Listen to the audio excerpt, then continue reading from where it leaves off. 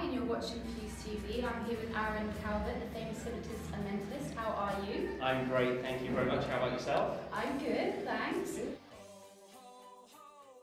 Great. So what was the process like in learning and acquiring those skills? It was pretty difficult. It's all sort of self-taught. There was a lot of process of elimination. So I started asking friends and family to think of things or to do things, and bit by bit I sort of started to pick up on signals that were given out when people do that.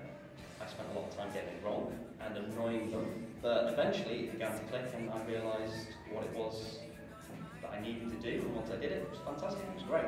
And it moved forwards, and I now do shows of 200, 500 people, which is great fun. So what I'd like you to do is get in mind a location somewhere in the world for me.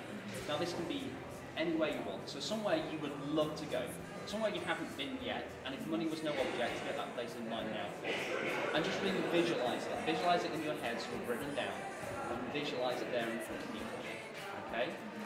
Open your mouth slightly for me. A little bit more, don't move your lips. Just start saying it and really scream it up. Scream it, scream it, scream it at me. Good, this is a very short word. This is 2 syllables, I think. So I'm going to write this down for you guys and show you what I'm getting. Just keep it there for me.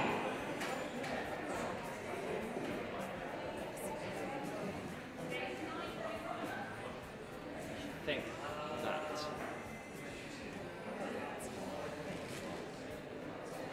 I committed to that, they now know what it is. Would you like to tell everyone for the first time, what was the place that you had in mind?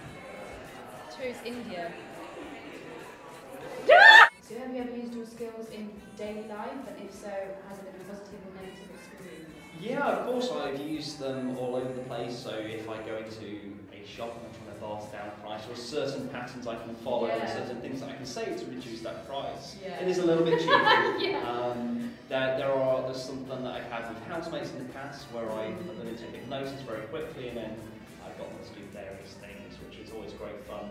Cleaning the kitchen was one of those things which was top of the agenda.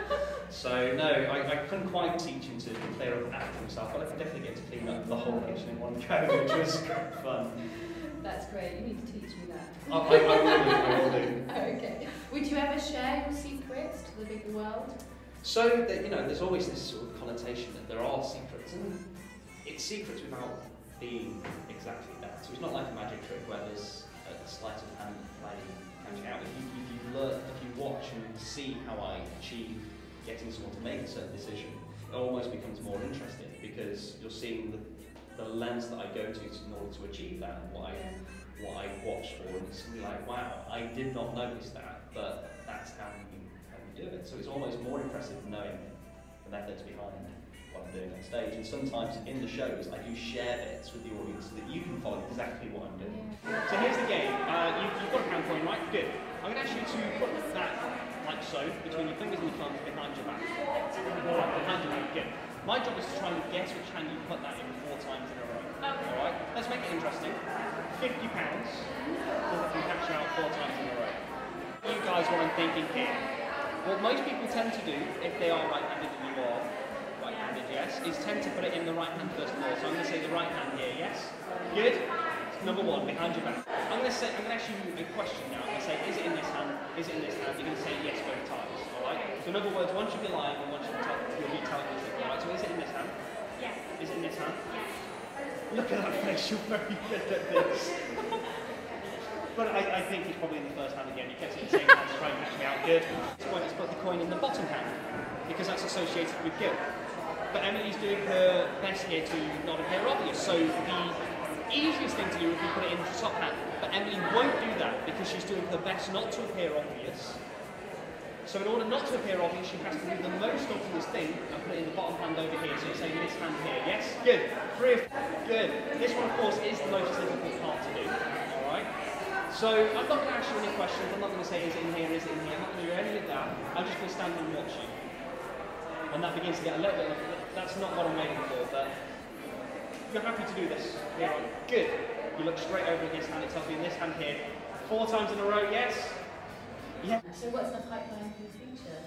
Well, there's a couple of different options. I graduate next year from my medical degree. From there, I move to either doing my foundation years, or more likely at the moment, off, and I'm going to take the mind games to a few different places, to starting hopefully maybe down to London, around the UK, and then see where that goes. If it goes over the States, I'll be absolutely ecstatic.